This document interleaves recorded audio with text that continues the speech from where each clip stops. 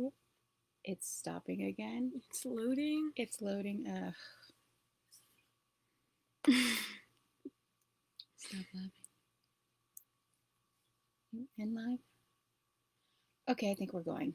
Cool. TDM is here. Hi. About to go in the Navy. Yay, proud Navy mom. Kind of have to keep my coffee cup up so I don't get monetized for branding because Demonetized? I forgot what was on this shirt. Yes, my tea-filled coffee cup. So Red Velvet and Anemones launched yesterday, and it's going really well, and there are some amazing views. Just the reviews, I'm speechless. So I thought I would read you part of one review that I got from the Drama Queen Saga, who is on a blog and Instagram and Twitter. And she started off with, betrayal always offers the choice. You can let it make you bitter, or you can let it make you better, which is the tag for the whole Millie series. When you read the line above, what is the first thought that comes to your mind? Are you drawn to think about the sublime thoughts behind the words written by the author? Well, if your answer is yes, I am pleased to say join the club. I received the arc of Red Velvet and Anemones by M.M. Ward recently. To be honest, when I read the blurb, I wasn't sure this book would make much of an imprint on my heart. I feel the book that touches your soul and takes a part of your heart are the most amazing books.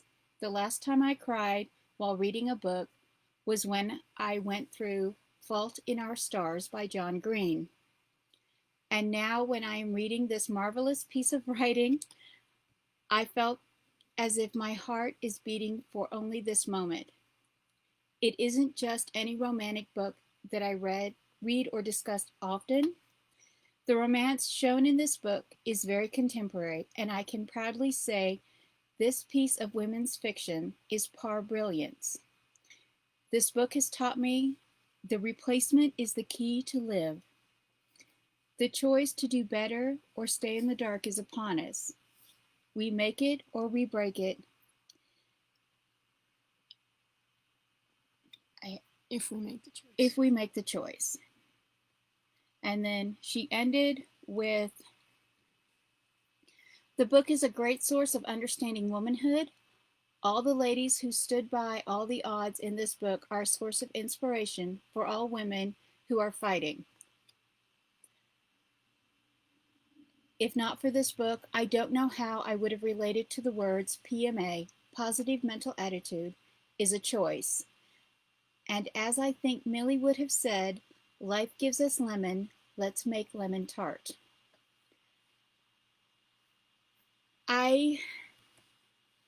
It makes me so happy to read something like that. And there have been several reviews by women who are talking about things they have been through and how they feel about the book and the way Millie's life is portrayed as being this very positive, affirming thing where she survived, but she didn't give up. And it means a lot to me, and it touches me because I want to share this message that we're not alone. We can overcome, we can beat, and just the response for this has been amazing, and I'm so happy. And I have a surprise for everyone this weekend. I have an excerpt that was not in the book, but that I'm going to go on live tomorrow morning and read out, called Millie's First Cake. And where's my papers?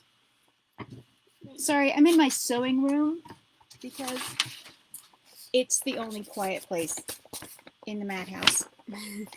And so the excerpt, it's just mentioned in Red Velvet and Anemones. In chapter 4, the working title of that chapter was Memories in Men because, I can't think of spoilers. I don't want to give spoilers. So I'm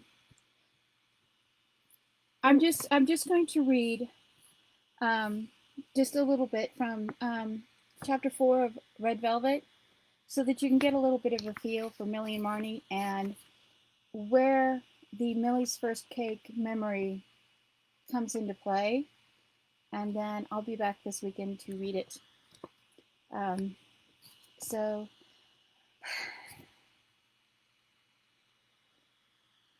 let's begin.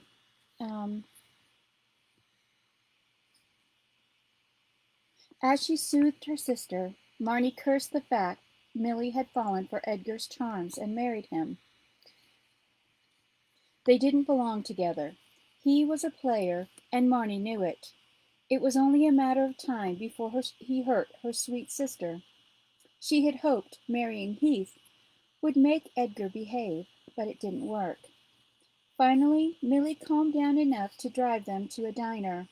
Marnie ordered them both food while Millie washed her face. As they ate, they talked about their parents and what they wanted to do once they got their inheritance. Marnie wanted to travel. Millie wanted to open a small bakery and do custom cakes. Then Marnie teased that she needed bigger dreams to go with her Foodie Network shows. They laughed about the time their dad had tasted Millie's first failed cake. She had made it from a box mix and put the eggs, shells and all, in it. Charles had choked down the gooey but crispy mess and praised Millie for her excellent baking skills, then accidentally dropped the rest on the floor and begged forgiveness. He had taken her shopping and helped her bake a replacement for Emily and Marnie Ann to try. Cheered by the memories of their loving father, they sat eating and chatting happily. They talked about anything and everything except the fights they had with their husbands last night. The sun was rising when Edgar and Heath showed up at the diner. "How did you find us?" Marnie hissed angrily. Heath glared at her. "Your phone has a locator app." He leaned down to glare at her. "I always know where you are, and," he glanced at Edgar, who sat next to Millie, "who you're with." Marnie's lips pursed in a thin line. "Maybe if you came home once in a while, I wouldn't need to go places and be with people." Heath snorted derisively as he pushed Marnie over and sat next to her. Her eyes were sharp as she watched Millie, trying not to cringe away from Edgar. She was glaring at him like she was tempted to pick up the fork off her plate and stab him. Heath did not miss Millie's sudden change in demeanor toward Edgar or Marnie's obvious animosity. Marnie purred in a sweet but angry tone. "Eddie, darling, get your hands off my sister." Edgar stretched out his long legs under the table and groaned. "Mar, I'm too hungover for whatever bug flew up your butt." He reached out and waved to the waitress as she walked by. "Hey, darling, get us some coffee?" When the waitress came back with 2 cups and poured, he took his arm from around Millie and gave her $1,000,000 smile. "Thanks, sweetheart." The waitress practically swooned. Millie looked out the window, shrinking on herself, but Marnie was ready to go over the table at him. She seethed, exhaling a hissing breath. "Come on, Millie, let's go home. When you boyos decide to stop being jerks, you know where to find us." "Give us a break, Marnie. We lost our grandfather," Edgar snarled. "And we lost both our parents, so don't expect me to get all mushy after what you did last night." Marnie snarled back at Edgar, who rolled his eyes at her. Marnie climbed over the bench so she wouldn't have to scoot past Heath and practically dragged Millie over the top of Edgar. Grabbing Edgar's caller, Marnie whispered something only he heard. I'm going to tell Donnie and Cedric what you did to Millie. Happy short life, Edgar. When Eddie made a scoffing sound, she threw money on the counter for the bill and stormed out, dragging Millie with her. Heath stared after them. Millie was weirdly timid this morning, while Marnie was on the warpath. Usually, when a person pissed off one of the Haywood sisters, they both came at them. He watched them get into Millie's old coupe and drive off. Not sure what else to say, Heath asked his cousin about Millie's old Subaru. How come you haven't bought your wife a new car? Edgar shrugged. She doesn't want one. But her car is a POS, Heath pointed out. Edgar sipped his coffee. She doesn't like to spend money unless she has to. She said she doesn't want us to have car payments. She's just weird that way. It's like she doesn't realize how rich we are. Scowling at the cup, he set it back down. Damn, this coffee is awful. I don't know what Millie does, but hers is always the best. What happened last night between you and Millie to piss Marnie off like that? Heath asked, trying not to think about what happened between he and Millie in the living room. He had kissed her, and she had been terrified. Edgar shrugged again. Heck if I remember. Let's go. I'm too hungover to drink bad coffee, eat bad food, or deal with those crazy whores. We gotta catch our flight, and I'm getting tired of Vegas anyway.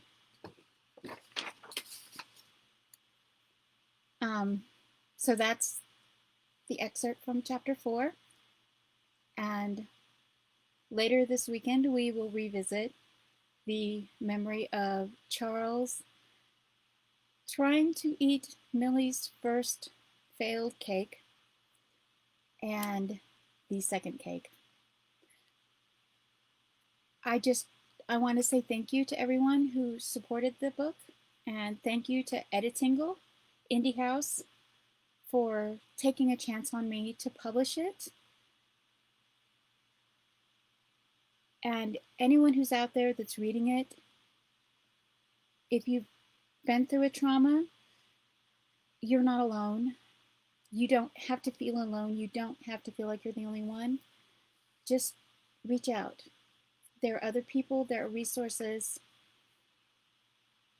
You're loved, and you can be blessed. And it's the choice of how you react. You can be better, or you can be bitter. I hope you choose better. And thank you for supporting Red Velvet and Anemones, published by Editingle Indie House. Bye.